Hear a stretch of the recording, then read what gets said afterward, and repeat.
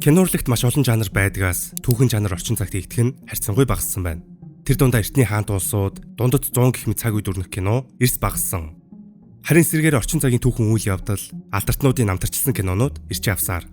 Үүний нэг жишээ нь сарын өмнө нээлттэй хийж, дэлхийн техник байлдан дагуулсан Майкл шүү дээ. Гэхдээ түүхэн сэдвтэй кино анхийгдэж эхэлсэн цагаас одоо хүртэл дагсан нэг маргаан бол бодит түүхээ яг дагсан уу гэдэг асуулт.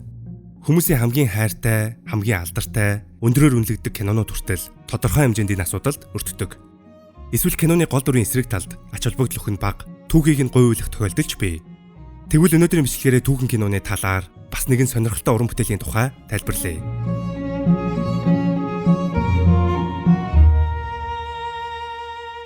Мэдээж түүхэн кино гэдэг бол маш өргөн цар хүрээтэй сэдэв. Дотор нь олон янзаар хүртэл ангилж болдог. Хамгийн түгээмэл дөрвөн төрлөөр жишээ аваад үзье л дээ. Хүн бүрийн дуртай төрөл бол historical epic буюу бидний ярьдгаар epic кинонууд. Үүнд Gladiator, Braveheart, Troy, Kingdom of Heaven гэх мэт кинонуудыг нэрлэж болно. Энэ төрлийн түүхэн кинонуудад хаад ноёд болон харц иргэдийн ялгаа, улс үндэстний хэмжээний зөрчлийг харуулж, киноны хамгийн оргил хэсэг нь ихэвчлэн нүсэр том дайн тулаан байдаг. Харин киноны гол дүр хамгийн эрэлхэг, баатарлаг байдаг ба эсрэг тал нь хаад ноёд, эсвэл хинч байсан бай, гол дүр эцсийн мөч хүртлээр тэмцдэг. Яг л Maximus шиг. My name is Maximus Decimus Meridius. Энэ төрлийн бүтээлүүд түүхийн нарийн деталь гэхээсээ илүү ерөнхий том үйл явдлыг уран сайхны хэлбэрт оруулан харуулдаг учраас ихэвчлэн үндсэн түүхээсээ зурсан байх нь хэлбэг. Үзэгчдэд том цар хүрээтэй эпик мэдрэмжийг өгөхийн тулд нүсэр том зураглал, сүрлэг хөгжим, драматик үйл явдлыг түлхүү гаргана. Үүний нэгэн том жишээ бол Braveheart. Бодит түүхэнд байсан жинхэнэ хүмүүс үйл явдлууд энэ кинонд гардагч түүнээсээ зурсан зүйл маш их гэдэг. Гэсэн ч энэ кинонд хайртай хүмүүс маш их. Учир нь киноны үндсэн санаа болох эрхчлөө гэдэг зүйлийг бодитоор ойлгуулж, жинхэнэ эпик мэдрэмжийг төрүүлж чаддаг.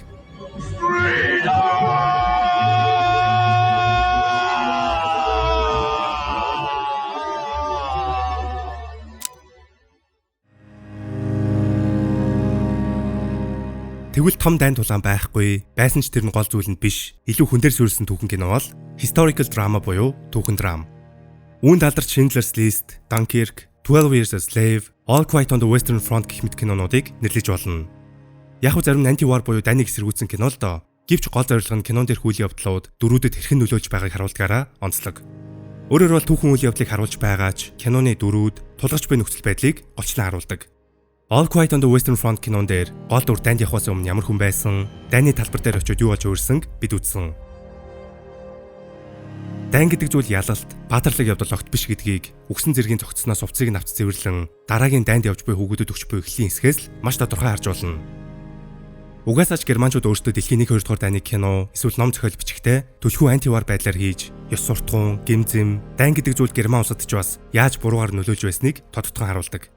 Жишээ нь Downfall гэх герман кинонд Adolf Hitler-ийн сүүлийн мөчүүд ямар их айцаар дүүрэн байсныг хавчэгдмал давчуу мэдрэмжтэйгээр үзүүлж чадсан байдаг. Das war ein Befehl!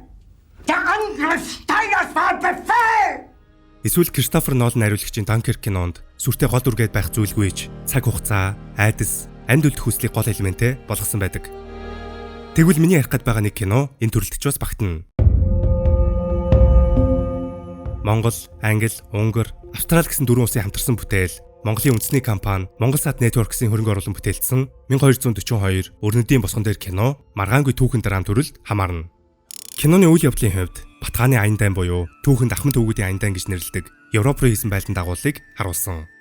Гэхдээ эпик кино шиг нүсэр том тулаан, баатарлаг үйл явдал огт гардаггүй бөгөөд өгөөдөө хаан тэнгэр тайлснаар энэ аян дайн зогсож буй сэхэн үйл явдлыг онцлсон юм.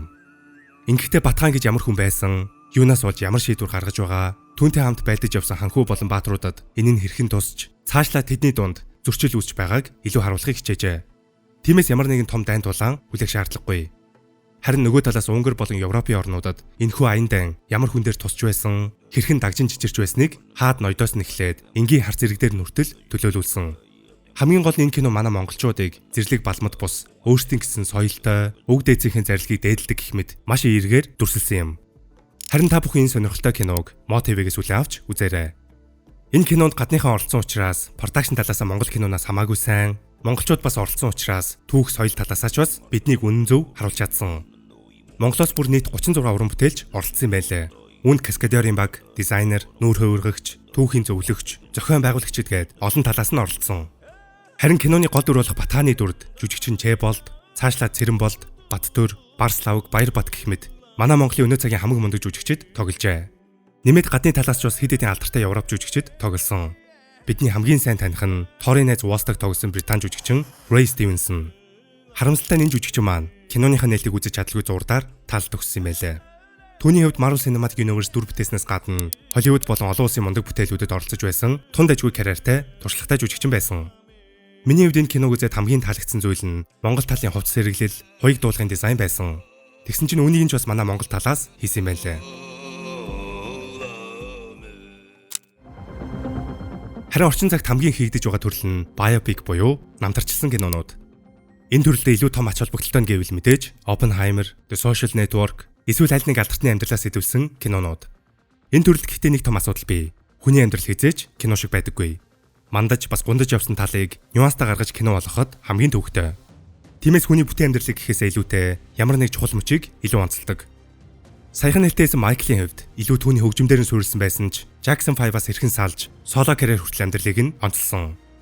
Эсвэл Oppenheimer кинонд Oppenheimer гэдэг хүн хэрхэн цөмийн бөмбөг бүтээж түүндээ гэмшиж байгааг гоц ухаан ба гэмзэмийн парадоксоор харуулдаг. Харин The Social Network кинонд Марк Зукерберг Facebook-ыг анх хэрхэн бүтээж байгааг харуулдагч хамгийн гол нь тэр хүн өөрөө ямар хүн байсан бэ гэдэг дээр гол ач холбогдол нь бий.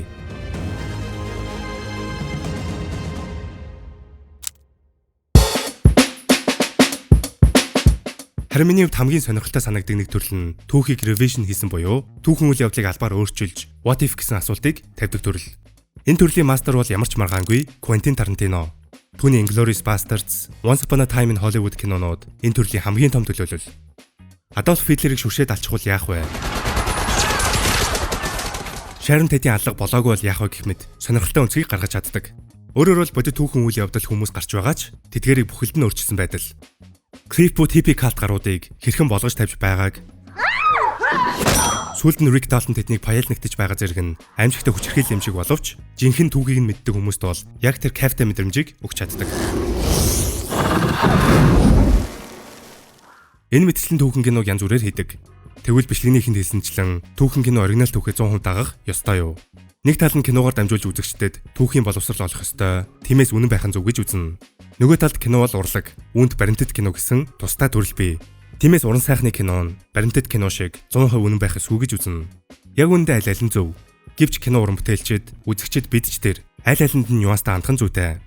Тэгэхээр хамгийн чухал нь түүхэн кинонууд тухайн цаг үеийг үзэгчдэд мэдрүүлж, бодит түүхийг нэмж судлах хүслийг төрүүлдэг байх хэрэгтэй.